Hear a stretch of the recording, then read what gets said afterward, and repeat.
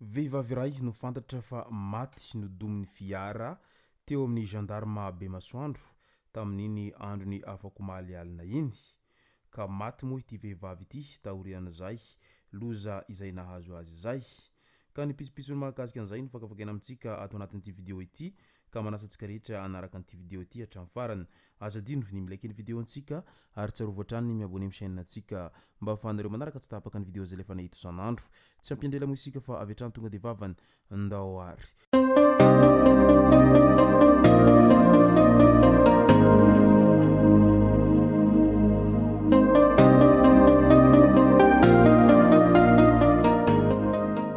Ny tonga tsy miarahaba honony na mantesitra ka dia faly miarahaba isika rehetra mpanaraka tsy tapaka an'ity chaîne ity tenako amin'ity androandroany ity.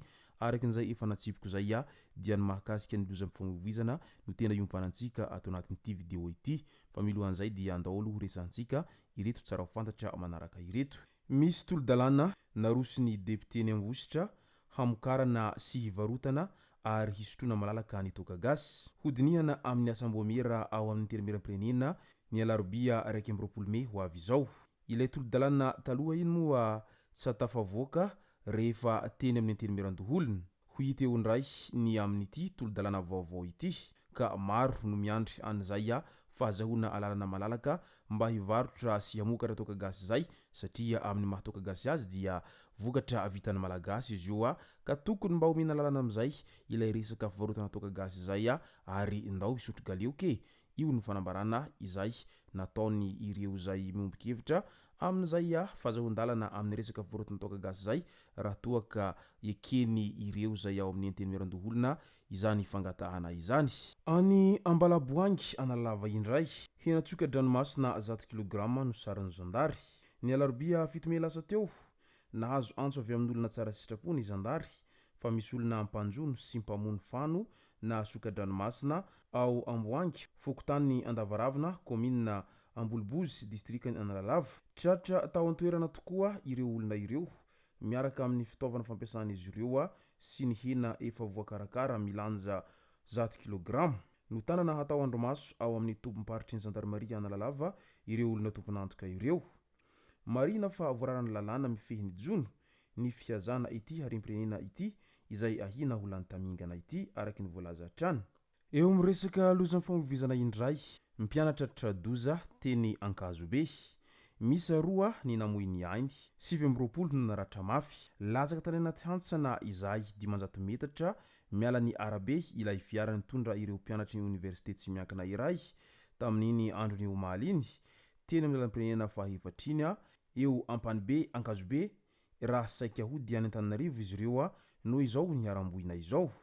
Tsy mbola fantatra mazava aloha hatreto izay antony nahatonga ny loza ary voalaza fa lasa nitsoaka ny mpamily taorian'ity loza izay niseho teny Ankazobe ity.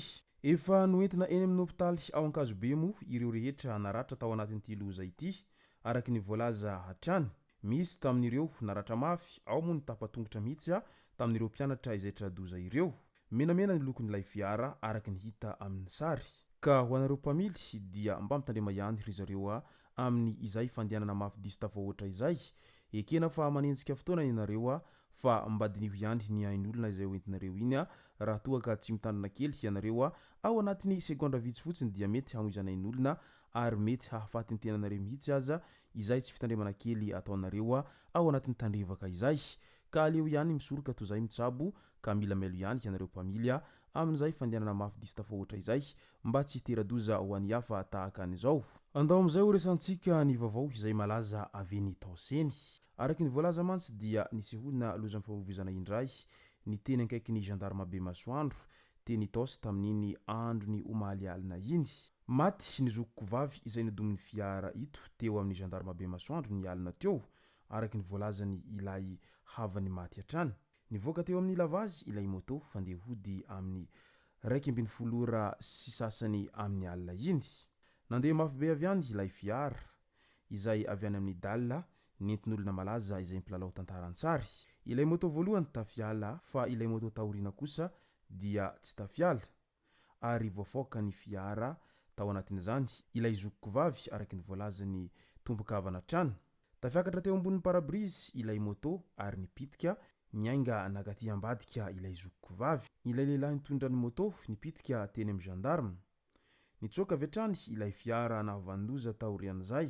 Nenjehanay ilay fiara ka tratra teo Anosimasina. Nentina niverina tao amin'ny gendarme ry zareo mba hanaovana fanadihadiana ny amin'ny mahakasika an'izay loza mifamoivoizana izay.